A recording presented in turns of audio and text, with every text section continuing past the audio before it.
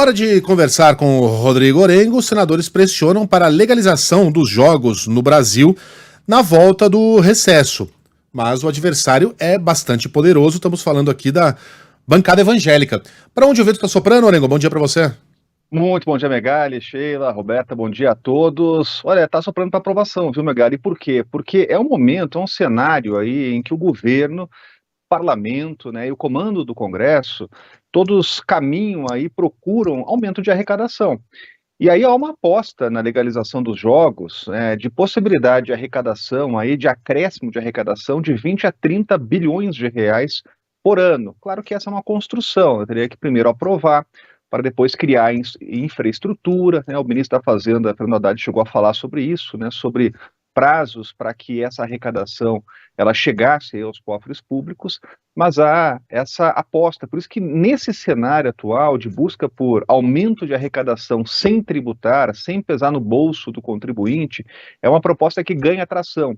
E já passou pela Câmara, e justamente agora existe um debate no Senado. Passou pela Comissão de Constituição e Justiça, estava pronta já para ser votada no plenário, mas aí teve uma manobra da bancada evangélica e da oposição.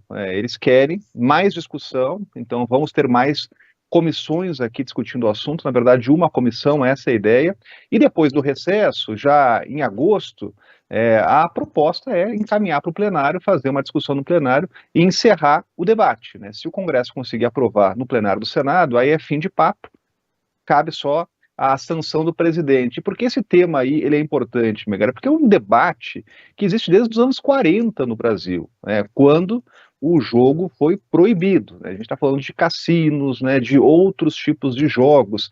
Aí o líder do governo no Senado, Jacques Wagner, falava aí de uma certa hipocrisia, né? Porque o jogo do bicho, por exemplo, ele sempre existiu, faz parte da história do Brasil. E aí não tem uma tributação, não tem uma fiscalização, né, não tem um ganho público com isso, mas continua rolando solto.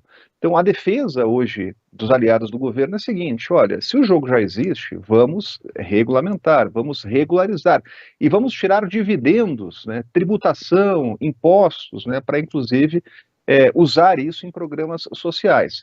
A bancada evangélica historicamente é contra, vem se mobilizando contra, fala aí em possibilidade de dependência também, possibilidade de lavagem de dinheiro, argumentos que são apresentados e são debatidos e rebatidos por uma ala que hoje é majoritária do Congresso Nacional. Inclusive, a proposta atual, ela prevê travas, limites, né, e prevê, inclusive, uma atenção maior a essa possibilidade de dependência, né? Agora, claro que comparações são feitas, né? Comparações, por exemplo, como Las Vegas e toda a expansão, né, o desenvolvimento daquela região, atrativos para turismo também, por exemplo, em navios, aqueles navios de turismo, né, os cruzeiros.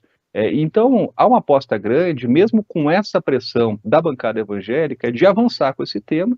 Vai ter mais uma comissão, mas na volta do recesso, já em agosto, até o fim do mês, há uma mobilização aqui para votar esse tema no plenário, e aí todos de olho, claro, no impacto disso, né? Arrecadação de 20 a 30 bilhões de reais e a possibilidade aí também de criação de 1,5 milhão de empregos, né? Então esse argumento econômico, ele está pesando muito e por isso a proposta ganhou toda essa mobilização no Congresso, essa possibilidade aí de encerramento do debate ainda no segundo semestre. Os números são todos bem maiúsculos, né? O Senado trabalha com esse número aqui de 22 bi em arrecadação de impostos, né? Projeção em relação a empregos, geração de empregos diretos e indiretos também é bem expressiva, acho que 1 milhão, algo em torno disso, né?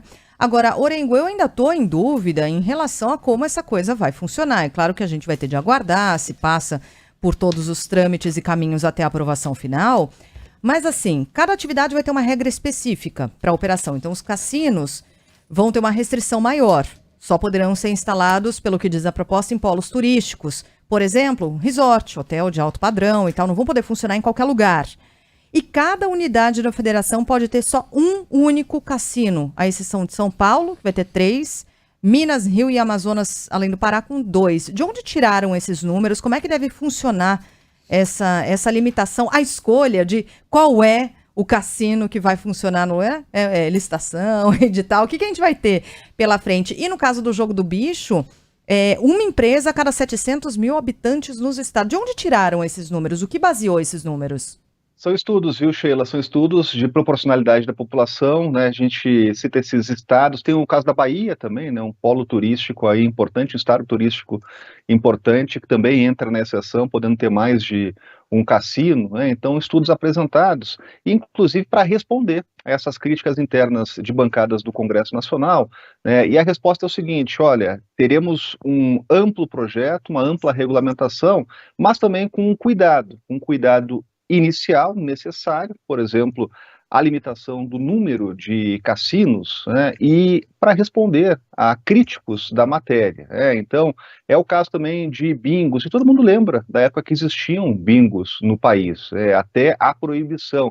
Também teremos limitação, de acordo com a proporcionalidade de cada estado ou de cada região, de município. E aí teremos um prazo também de regulamentação, né? Serão licenças concedidas pelo poder público, né? Então, no caso de cassino, 35 anos, de bingos, 25 anos. Então, hoje, Sheila, o que a gente nota é que a proposta, ela tem um arcabouço, aí, com uma palavra muito utilizada aqui no Congresso Nacional, né? Mas uma série de regras que permitem aí, até quem é crítico da matéria, perceber que teremos limitações, né? Não vai ser o que muita gente está dizendo ao criticar, né, que será o liberar geral, né? Não, teremos lá uma limitação, regras específicas para cada atividade, mas, é claro, a regularização, né, de algo que a gente sabe que por baixo dos panos existe, mas sem a tributação, sem a criação de empregos formais, né, sem geração de emprego e renda, sem incentivo ao turismo. Então, nesse momento em que se busca saídas justamente para aumentar a arrecadação, é uma proposta que ganha adesão aqui no parlamento, né? Por isso, esse calendário já apresentado, há uma expectativa muito grande de, depois dessa discussão na comissão, já em agosto, conseguir finalizar esse debate aqui no Congresso Nacional. Orengo, bom fim de semana, até segunda. Bom fim de semana, até mais. Valeu, até.